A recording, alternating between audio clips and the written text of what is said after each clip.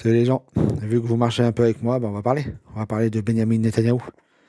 Ce type n'a pas d'âme, il est dégueulasse. D'ailleurs, la majorité des gens qui l'ont rencontré disent de lui que c'est un homme froid, avec un regard vide et très distant. Alors qu'en fait, c'est juste un criminel de guerre, un génocidaire, un voleur, un violeur, un menteur.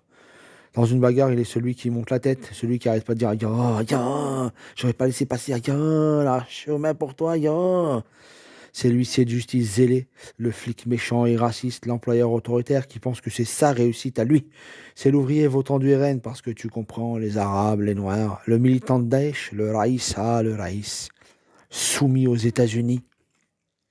L'islamophobe expulseur compulsif d'imams, le général d'armée qui veut recoloniser le continent, l'idéologie takfiristo-wahhabito-salafiste, le colon négationniste, le Le Pen antisystème, profitant allègrement du système, le descendant d'immigrés d'Europe de l'Est sur une terre apache. Mais bon, là c'est l'histoire pour les autres, bien sûr. Pour les goïms, pour tous les autres. Les Amaleks, ne soyons pas inquiets, la purification par le génocide arrive. Enfin, oups, pardon, excusez-moi les gens, excusez-moi. Pas génocide, mais guerre. La guerre antiterroriste. Et voici venu le prophète Saint-Messie en Terre Sainte. Venu vous sauver, vous les goïms, par la contrition, l'excuse. Et pour nous autres, les Amaleks, par la lutte antiterroriste. Parce qu'au fond, on est tous atteints par de l'islamisme couscous pour les uns et de l'antisémitisme refoulé pour les autres. On n'est jamais sain, jamais. La preuve, si tu dénonces ce génocide-là en particulier, le génocide palestinien, c'est bon, tu es Dieudo, tu es un monstre, tu es tout simplement Adolf Hitler.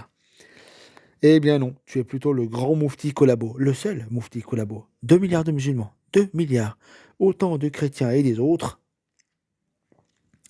et ils ne retiennent que lui, que ce moufti-là. Un abo européen les a exterminés du continent européen, mais en fait non.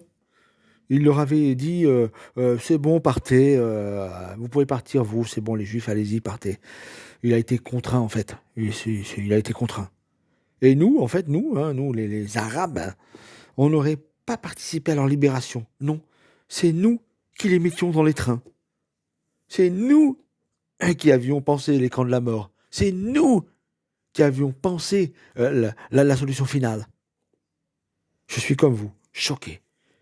Choqué d'apprendre que mon arrière-arrière-grand-père qui était français, que mon arrière-grand-père qui était français, que mon grand-père qui était français, que mon père qui était français, ont participé directement au génocide des Juifs d'Europe.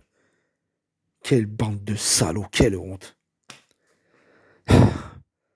J'avais toujours été sûr que c'était vous,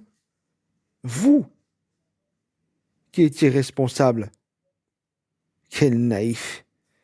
En même temps, en y pensant très fort, le vieux, avec sa moustache et ses chèvres dans la montagne de Djordjora en Algérie coloniale, il connaissait un seul mot en français. Va te faire foutre. Alors, leur langue à eux, l'hébreu. Moi, je crois plutôt que Benjamin, il a la fièvre. Il a la fièvre. Alors, Benjamin, prends un Doliprane. Prends un Doliprane.